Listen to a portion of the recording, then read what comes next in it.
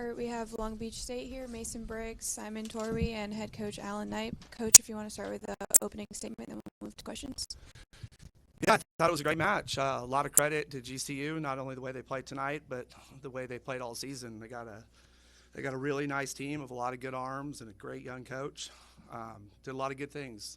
Have a lot of respect for what they're doing. I thought we had a good opportunity to put the first set away, and we didn't. And I thought we showed a lot of composure coming back and playing the way we did in the second, third, and fourth set. So, huge credit to our passers, huge credit to Dayton's offense, and I thought the guys showed a tremendous amount of composure and execution in some of the critical moments of that, especially that third and fourth set. So, yeah, we get that out of the way, which is a huge relief. Always, you need to win in advance, and we're happy with that. And we get to prep, have a day off, and prep for UCLA, and we're excited for that opportunity.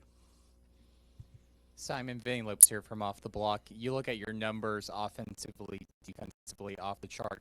What were you able to do to be so successful tonight on the court?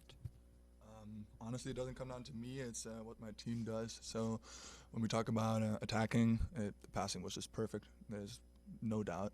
My setter, Aiden, he's able to give me perfect situations to just feast, basically. So that's pretty nice. And blocking-wise, again, it's not just me. It's the fact that my pin blockers, all four of them, are able to help me a lot. They take away things that would stress me out. So the numbers might look like it's all me, but most of that is my pins helping me out. So, yeah, pretty good. Well, I do want to ask you about your late match service run. What were you seeing on the court, especially in that ace moment where you were able to get it? What was the mindset for you back there? Honestly, I just went for the serve, and I think I got lucky. Sometimes you have a great serve, and you end up with a perfect pass, and you don't get a point. And in that case, I just got lucky.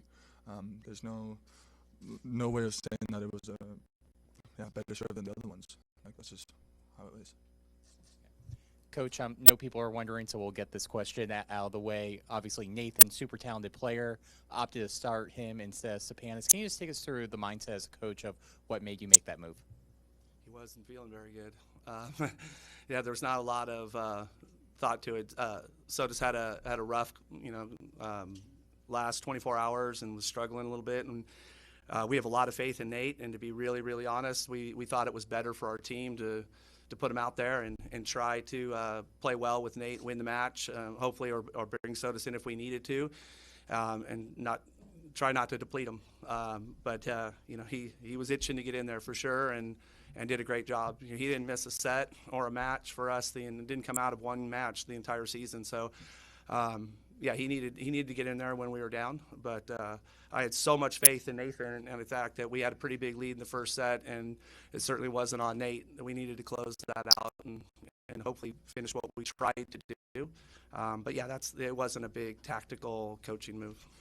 Man, I do want to ask, in the fourth game during that media timeout, saw you spent a lot of time talking one-on-one with Simon. Anything in particular you were going over in that moment? Yeah, it's just the themes of the match, making sure we're clear. Our middles do a lot of communicating to our pin blockers, and the coaches need to make sure that we're communicating with the middles so we can get that information in. And, I think it's just important, the head coach and the middle that's in at that time coming out of the timeout, that we're on the same page, and that's all it was.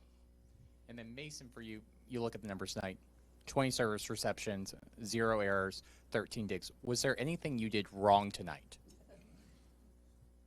I'm sure there was a lot, but if I were to actually answer that question seriously, I would say I probably don't remember, because I just have that next ball mentality and try and move on to the next play.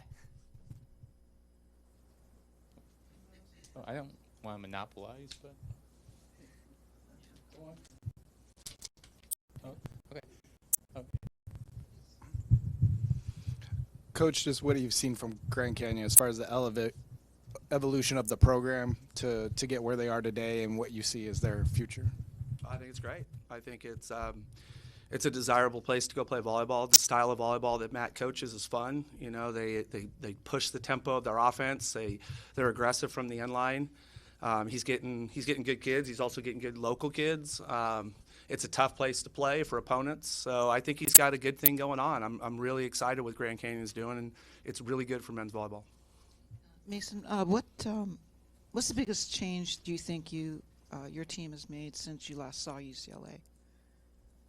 Since we last saw UCLA, I'd say as the season's gone on, I alluded to this actually at the beginning of this week, that we've just continued to learn how to play together even more, even from the fall to now. You know, it's not just one time period from the last time we saw UCLA to now, but we've just continued to, like Coach Knipe always says, water the green spots, and I think we'll be ready. I mean, throughout a whole year, there's a lot of things that can change. I totally agree with what Mason said, that we're further learning how to play together. And apart from that, I don't know, just maybe having more fun, maybe being a little bit more engaged. I don't know. There's a lot of things you could say, but I think that playing with each other is probably the strongest one. Simon, talk a little bit about your performance. Pretty all-around solid performance today. 10 kills, 8 blocks, very high hitting percentage of .909. Just what was working for you tonight?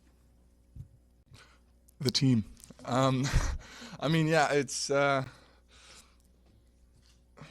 probably got to a point where all things kind of work together.